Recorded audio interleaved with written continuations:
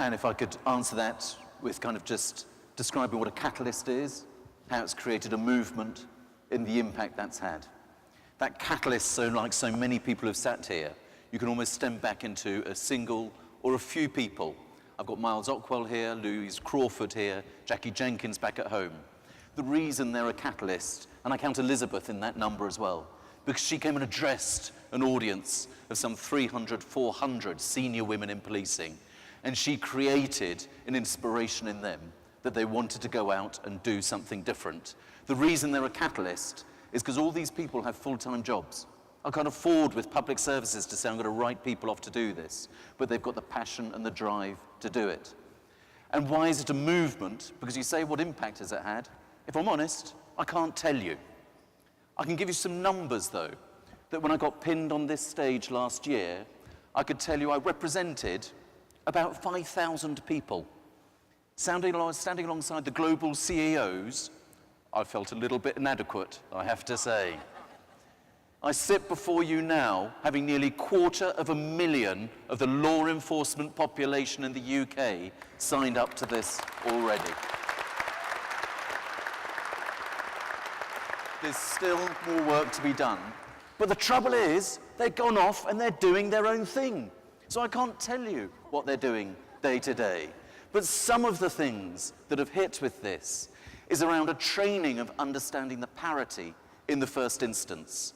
Because if we, as law enforcement, don't understand what a power imbalance means around a gender-based violence in the first instance, what hope have we ever got in order to be able to respond to it? And if I could give you one really quick but powerful story, I think, about the impact it had. Because in the UK, we brought in a new law around domestic abuse called coercive domestic abuse. It's relatively easy to see bruises, broken bones, cuts and scratches. It's much harder to see the mental abuse that people can suffer. I'm really pleased that Sussex Police was persistent beyond what the victim necessarily wanted in the first instance. Her abuser had once strangled her with a bath towel by twisting it around her neck to the point of her passing out. That's what he'd done to her once.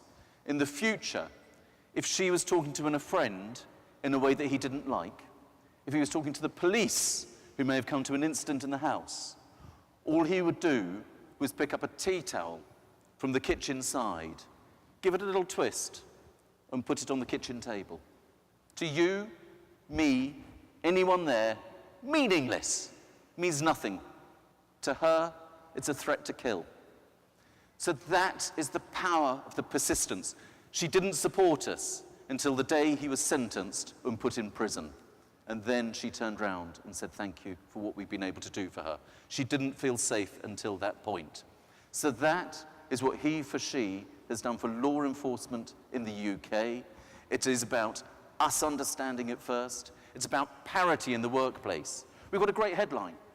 The 3 top law enforcement jobs in the UK are Lynn Owens, Sarah Thornton, and Cressida Dick. What fabulous, powerful people to have there. But it potentially belies a not so positive story underneath, where we still have to make an awful lot of progress in the senior ranks. So for me, it's about that catalyst in the first place. It's the movement where you lose control of a good thing. And it's the impact that it has really powerfully on individuals' lives.